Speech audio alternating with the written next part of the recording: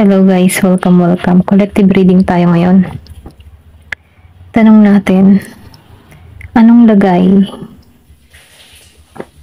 ng taong sumasalbahe sa'yo? Okay? Be open-minded po, hindi po halos lahat makaka-resonate.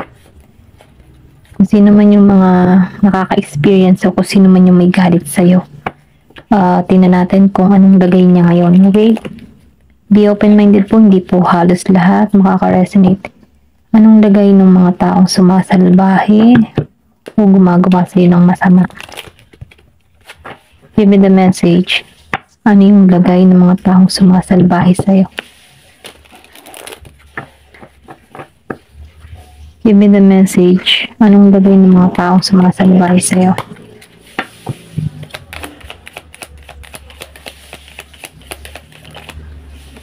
King of Pentacles reverse.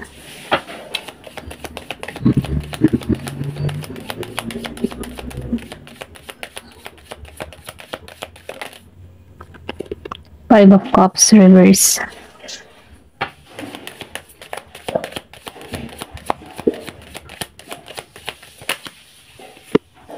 Meron ditong Four of Swords reverse. Anong lagay ng mga taong sumasalbahe sa'yo?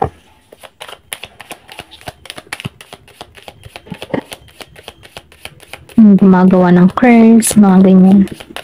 Bibigay ng pasakit. Okay. Nabifeel ko dito, no? Naiingit ang tao nito. Kumbaga, tingin niya sa sarili niya, mahalaga siyang tao. Yung bantibong confident siya, matapang siya. Ganun ang energy ng tao nito. Okay, ganun yung tingin niya sa sarili niya. Makapangyarihan siya, kaya niya ang lahat. Okay, malakas yung Pisces.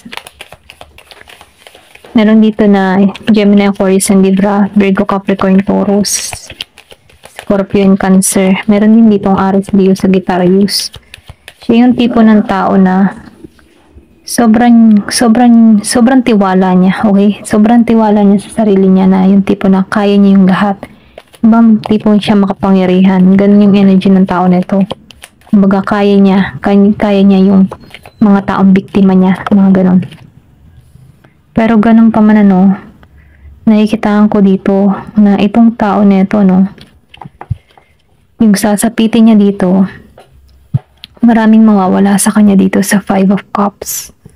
Kumbaga hindi niya alam or hindi niya makita yung daan para sa kaliwanagan dito sa Five of Cups. Nakikitaan ko dito na mas nakatuon siya sa mga nawala, or pwede rin sabihin meron ditong tao na nawala sa buhay ng tao na to dito sa Five of Cups. Nakikitaan ko dito tatlo. Okay, merong nawala sa kanya dito na mahal sa buhay dito sa Five of Cups. May mga mawala sa kanya dito. Pwede rin sabihin, ano, kung ano man yung mga ini-intention niya or mga ginagawa niya dito na hakbang, okay? Or kung meron man itong mga ginagawa sa'yo na something intention masama, ganyan. Sa kanya din ito tatama dito sa Five of Cups. Kung gusto ng tao nito na mawalan ka, sa kanya yung tatama. Then, nakikitaan ko rin dito sa King of Pentacles. Meron ditong pagkaubos ng kabuhayan niya dito sa King of Pentacles, eh. As in, magkakaroon siya ng yung bang tipo na wala, okay? Kung ini-intention ka nito na mawala ka, kasi nakikitaan ko dito yung inggit, inggit ng tao na to sa'yo, okay? Galit siya sa'yo kasi gusto niyang makuha kung ano yung meron ka. Pero ganun pa man, ano, dahil lumabas ang Temperance, hindi papayag kasi ginagabayan ka dito. Kasi nakikitaan ko dito na kung mapapansin mo, ikaw kasi yung tipo ng tao na kahit ang daming problema, nagiging ka pa rin positibo, hindi ka nawawalan ng pag-asa. Kahit may mga masasakit ka nang nararanasan, okay, nakikitaan ko dito na nalalampasan mo to. Kasi nakikitaan ko dito yung faith mo kay God. So, mainam, ano, laging manampalataya ka, okay? Kasi nakikitaan ko dito na ginagabayan ka. Hindi ka dito pababayaan. Nasa iyo yung happiness dito sa bandang huli. Kasi ito yung naghihintay sa iyo yung tagumpay. Nakikita ko dito marami kang pagsubok na kinakaharap dahil dito sa tao nito. Meron ditong tao na binigyan ng curse or pwede rin sabihin na sinusumpa or sabihin na merong ginagawang hindi maganda ano. Pero ganun pa man ano, kung ano man yung intention ng tao nito kasi tingin niya sa sarili niya makapangyarihan siya kaya niyang paikutin sa kanyang palad ang mga taong biktima niya. Pero ganun pa man ano, yung mga nangyayari dito kasi nakikita ko dito na iniingatan ka okay? Binibigyan ka dito ng talino, kaisipan, or pwede rin sabihin meron ka ng mga ginagamit na hakbang or protection para sa sarili mo. Kasi nakikita ko dito, itong tao nito, nahihirapan siyang makatulog dito sa Four of Swords. Kumbaga, kung intention ng tao nito na ikaw yung mahirapan, hindi ka makatulog, itong tao nito, nagbabackfire lang yung kanyang mga ginagawa sa'yo okay? Nakikita ko dito, once na meron tong ginagawa sa'yo, mabilis lang din yung tama sa kanya. Kasi nakikita ko dito na protektado ka. Okay? Dito sa Knight of Wands, kasi may pagkilos tong ginagawa. Itong tao nito. Kasi itong tao nito, pag-ugali nito kumbaga makasarili, masama ugali. Dito sa Knight of Wands, arrogante, dominante. Kumbaga, gusto niya siya lang lagi, okay? Pero ganun pa man ano, nafe-feel ko dito na nai-stuck to nai-stuck to sa isang sitwasyon dito sa Knight of Wands. Hindi siya makaalis dito. Talagang nafe-feel ko dito sa Knight of Wands. Dahil, pwede rin sabihin na nahihirapan din siya dito sa sitwasyon, lalo-lalo na pagdating sa pera dito sa King of Pentacles. Kasi, hirap siya sa kanyang pangkabuhayan or pwede rin sabihin, kinakapo siya, nahihirapan siya sa sitwasyon. Kasi, nagbigay siya ng curse Kumbaga yung curse na ibinibigay niya dito, pumabalik lamang sa kanya. Okay, ito lang yung nakikita ko. Pero ganun pa man na nafe-feel ko dito, yung tagumpay patungo sa'yo. So may naman manalangin ka, manampalataya ka. Kung ikaw yung tipo ng tao na nakakaramdam ng mga kung ano ng bagay o pakaramdam mo sobrang bigat na or pwede rin sabihin, pakaramdam mo kinukulam ka dito or kung ano pa man minumukay sige dito, manampalataya ka, manalig ka, huwag ka mawawalan ng pag-asa kasi ginagabayan ka dito ng iyong anghel. Okay? Nakikita ko dito na magkakaroon ng balance. Kung feeling mo down na down ka ngayon, darating yung balance patungo sa'yo. So may naman magiging positibo kahit sobrang hirap na ng iyong sitwasyon. Ang dami mong mga tanong sa sarili mo kung bakit mo nararanasan ito. Sinasabihan ka dito, kumapit ka lamang. Huwag kang mawawalan ng pag-asa, huwag kang susuko, manalig ka. Kasi yung oras, once na ang Diyos na ang kumilos para sa iyo, tagumpay ka rito. Kasi nakikita ko dito na nagbabackfire kung ano man yung mga ginagawa or intensyong masama sa iyo dito. Ito lang yung nakikita ko.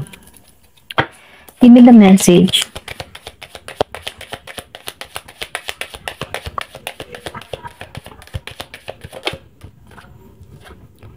Meron dito na Six of Cups. So, nakikita ko dito, yung iba sa inyo, once na natapos na to, nakikita ko dito na merong new beginning na patungo sa'yo.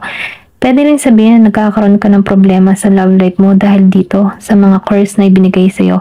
Pero once na nalampasan mo to, kasi nafe-feel ko dito na maibabalance mo yung sarili mo, may parating sa'yo, okay? Meron dito bagong manliligaw, bagong shooter, yan. Bagong manliligaw, bagong mangingibig, okay? Na magkakaroon ng interest sa'yo dito. Nakita ko din dito, itong tao nito ay masyadong romantiko, okay? Maalalahanin itong tao nito, mapagbigay, hindi to madamot. Nakita ko ditong Scorpio, Cancer. Give me the message, ano pa yung mensahe? Then dito, sa Eight of Cups reverse. So, nakita ko dito, itong tao mo na feel ko dito, dito sa taong gumagawa na to, maalisan mo to, okay? Magiging kang masaya dito. Kumbaga, itong tao nito, intention nito na malugmo ka, malungkot ka, huwag ma-stuck ka sa isang sitwasyon, pero maalisan mo to ng masaya. Ito lang na feel ko. Kasi nakikita ko dito may bagong manliligaw na parating sa'yo. Kung ano man yung kahilingan mo, kung ano man yung mga wish mo, kung ano man yung gusto ng puso mo, may bibigay sa'yo dito Kumbaga yung lungkot na nadarama mo, may matatapos na dito sa Eight of Cups. Kumbaga maalisan mo to ng maluwalhati. Ayan, pasensya na, utal ako. Maalisan mo to ng maluwalhati. Kasi lumabas na ng Temperance, magkakaroon ka ng balance. Sa'yo yung tagumpay. Ipagkakalob sa'yo yung tagumpay dito. Ito lang yung nararamdaman ko. Ayan, give me the message kung ano pa yung mensahe.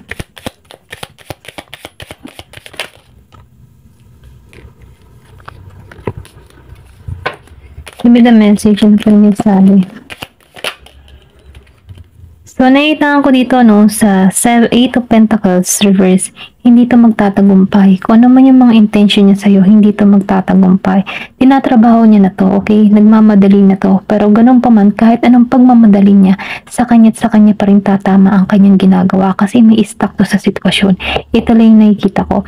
Kumbaga, lahat ng kanyang mga ginagawa sa'yo, intention, kung ano-ano man mga ginagawa niya or kung ano man mga masasama niyang gawa dito, no? Hindi to nagtatagumpay. May stuck to. Okay, ito rin na-feel ko, wala tong progress na mangyayari dito sa Eight of Pentacles. Pwede rin sabihin maapektuhan pa rin ang kanyang kabuhayan dito. Ito lang yung nakikita ko. So, meron ditong Two of Cups. So, nakikita ko rin dito, no, na itong tao na ito, walang totoong kaibigan, okay? Or pwede rin sabihin, meron ditong, kung ito man ay, wait lang, palampasin ko lang ito, no? Kumbaga, itong tao nito, walang pakikipagkasundo, hindi to marunong tumanggap ng pagkakamali niya, hindi to marunong tumanggap ng pakikipagbate, okay? Kumbaga, mataas ang ego ng tao nito kasi tingin niya sa sarili niya makapangyarihan siya dito.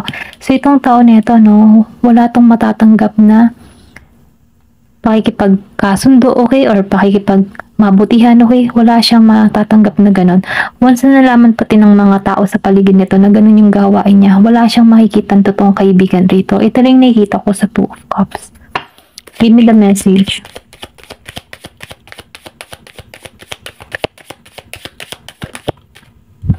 Ace of Swords reverse. So, itong tao na ito magkakaroon to ng yun ba tipo na manghihina to eh. Kumbaga, wala siyang lakas, wala siyang talino para alisan to. Kasi hindi niya na alam kung paano ang gagawin. Hindi niya na matatakasan kung ano yung ginawa niya or sinimulan niya sa iyo. Kumbaga, kung meron tong mga ginawang kulam-kulam, curse sa'yo, ganyan. Talagang babalik yun sa kanya kahit anong gawin niya. Ang kanya-kanya dito sa Ace of Swords. Kumbaga, no, kahit anong gawin niyang kontra para dito, hindi niya to magagawa na o hindi niya to matatakasan. Maliban na lamang kung itong tao nito ay lalapit muli sa hihingi ng tawad, okay? Kasi napipil ko dito sa Ace of Swords, hindi siya makakaramdam dito ng hustisya, okay? Napipil ko dito na sarado yung isip nito, kumbaga sarado ang kanyang kaisipan. Hindi niya alam yung gagawin, hindi niya alam kung paano to tatakasan kasi hindi nagagana kung ano man yung mga pinaggagawa niya. Mawawalan ng bisa, lalo na yung kanyang mga power dito. Mawawalan to ng bisa dito sa Ace of Swords, okay? Kumbaga ikakat ito, tatanggalin to sa kanya, okay? Ito lang nakikita ko. Kasi dito sa Eight of Pentacles, walang pagkilos, walang pang-progress, walang paglago. So, sa Ace of Swords reverse, kasi nafe-feel ko dito na ikakat ng tao na to. Wala siyang talino, hindi niya alam kung paano siya makakalabas dito. Okay, sa isang sitwasyon na ito, may stuck siya dito. Ito lang nakikita ko sa Ace of Swords. Give me more information. Then dito, no, sa Six of Wands, nakikita ko dito, walang makakakilala dito. Okay? Kumbaga, no, nafe-feel ko dito na walang yung bagang, di ba pag mabuti kang tao, maraming nakakakilala sa'yo, mabait siya, ganyan-ganyan, or pwede niya sabihin na maraming gustong tumulong sa'yo. Pero dito sa Six of Wands, itong tao nito, hindi siya makaka-receive ng ganun eh. Hindi siya makaka-receive ng recognition sa iba, or hindi siya kikilalanin ng iba. Okay, kasi nabifeel ko dito yung masama niyang gawa eh. Kaya hindi siya kinikilala ng ibang tao, walang paghangan tao, or pwede rin sabihin, mas marami pang matutuwang tao na nawala siya dito. Ito lang yung nakikita ko. Kasi itong tao nito ay malungkot, okay? Kumbaga, no, masyado siyang mataas. Hindi niya alam, kumbaga, itong tao na to, sarado yung isipan niya. Sarili lamang niyang iniisip niya dito. Ito lang yung nakikita ko sa King of Cups. Okay, kumbaga, mataas yung tingin niya sa sarili niya. Ito lang yung nafe-feel ko. Kaya itong tao na ito lalagapak dito sa Eight of Pentacles reverse and Two of Cups. Then sinabayan pa ng Ace of Swords reverse. Lagapak to, okay? Walang pagkilala sa ibang tao, okay? Ito lang yung nakikita ko. Give me the message. Ano pa yung mensahe? Knight of Cups. So, nakikita ko dito, ano, meron ditong pagbabagong magaganap sa'yo. Ito lang yung nakikita ko. Meron ditong palapit sa'yo or pwedeng sabihin pagbabago. Nakikita ko dito, maalisan niyo to once na itong tao na ito ay tinigil niya na lahat ng kanyang kasamaang ginagawa. Kasi merong offer na parating dito. Malakas yung Pisces. Pero once na hindi niya pa rin tinatalikuran tong masama niyang gawa dito, malulugmok to, may stuck to, okay? Pero ganun pa man binibigyan pa rin to ng pag-asa dito sa Knight of Cups. Meron pang pag-asa, meron pang biyaya. Kaya lang, kailangan lang niya dito tanggalan tong mga masasama niyang gawain dito sa Six of Wands. Okay, ito lang nakikita ko, and Ace of Swords. And Five of Cups. Kasi nakikita ko dito na sobra na yung ginagawa niya dito. Kung madalas mo makita yung 888, okay, abundance to para sa'yo. Ito lang nafe-feel ko. Kung gusto ng tao nito na maghirap ka, magbabackfire yan sa kanya. Abundance yung parating sa'yo dito. Okay, kasaganahan yung parating sa'yo dito. Kung in-intention ng tao nito na magdusa ka, wala kang love life na mangyari, hindi yun magaganap. Sa kanya tatama yun. Kung gusto ng tao nito na maghirap ka, sa kanya yung tatama, sa'yo yung ginhawa. Ito lang nakikita ko. Kasi napipil ko dito na reversal eh. Kumbaga, kung ano yung intention niya sa'yo, tatama din sa kanya. Okay? Kasi yun yung kanyang panalangin sa'yo. So, yun yung ma-attract niya. Kung ano man yung masamang panalangin niya sa'yo, yun yung ma-attract niya dito. Ito lang yung nakikita ko. Kaya may naman ingat-ingat na lamang din sa ating mga sasabihin kasi ang ating dila ay makapangyarihan.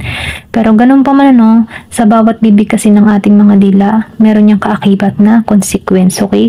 So, dyan yung papasok yung karma. Pero ganun pa man kung ikaw man ay merong sama ng loob dito sa tao nito, ipagpasa Diyos mo na lamang. Ito lang yung mensahe dito, okay? Hayaan mo si universe yung kumilos para sa'yo. Hayaan mo si God na yung kumilos dito sa tao nito. Kasi ikaw, kailangan mo lang dito yung manalangin at manampalataya sa Diyos at magtiwala sa kanyang kakayahan sapagkat ang Diyos ay makapangyarihan. Okay, ito lang yung nakikita ko. Dahil nakikita ko dito, lahat ng mga ginagawang masama sa iyo, sa kanya tatama ito. Maniwala at manalig ka sa Poong May Kapal. Ito lang yung mensahe sa iyo. Ayan, hanggang dito na lamang po. Thank you for watching and love and peace.